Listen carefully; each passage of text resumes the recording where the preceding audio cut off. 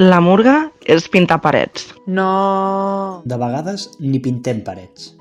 La missió principal de les persones que participen a la murga és defensar un dret humà que està sent vulnerat per les institucions.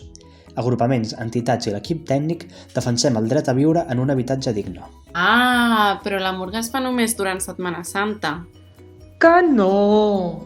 La murga, com a intervenció, s'executa per Setmana Santa, sí, però això és només la punta de l'iceberg. Els equips murga treballen durant l'any fent diverses feines.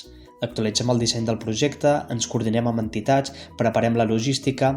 Aquest any fins i tot hem fet formacions a directores de lleure.